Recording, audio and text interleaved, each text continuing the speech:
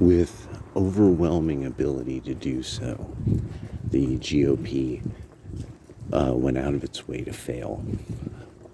The nationalists who had gotten them what they wanted, the conservatives, the Christians who had gotten what they wanted. There was even kind of this thing of like how various Republicans were sort of wagging their finger at their constituents.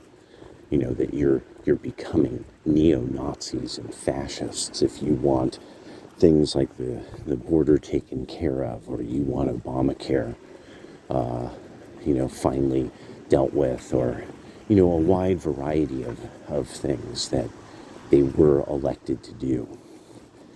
But now, one of the interesting things is how with the right, it kept pointing out, like, you see, and it became tiresome to many on the right.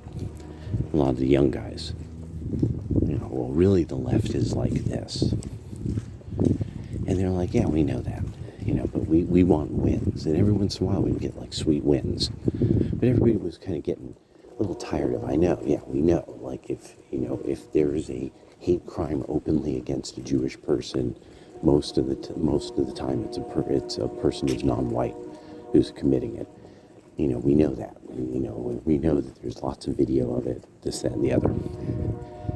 Democratic Party was, and especially the socialists and progressives have this whole group of people who are always fiercely denying this.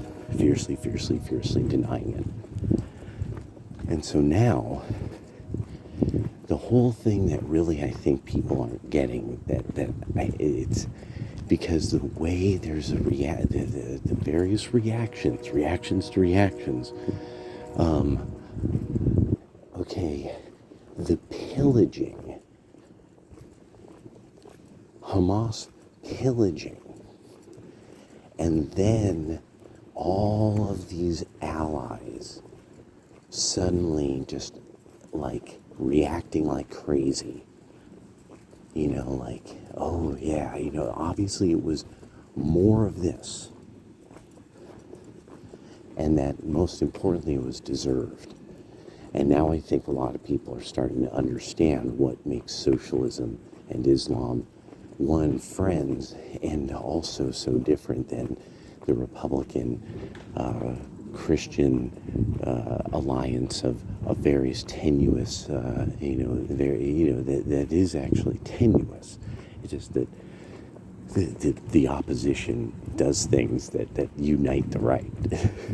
The left unites the right. But the left really has a lot of divisions.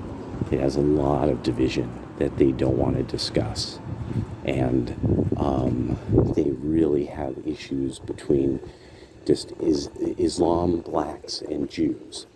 And then there's the whole thing of once there being a BLM Antifa thing where somebody said something like they're cheering on all these groups that were non-white, and one of them was cheering on the Asians in the crowd, and there was no sound because no Asians were in their protests, because of course they would be afraid.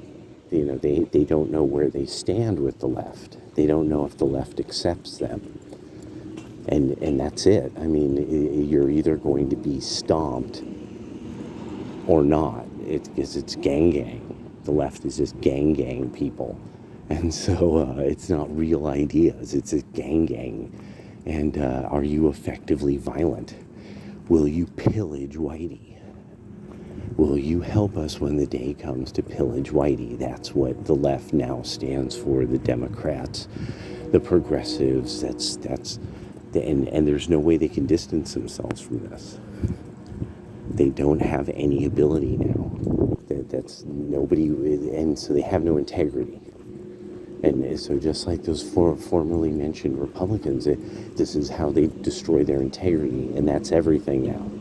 And that's why streamers, the respected streamers, are who they are, because people feel in some way, shape, or form the person has integrity, that they kind of have an understanding of who that person is, even though they're just some person with a cell phone on the internet.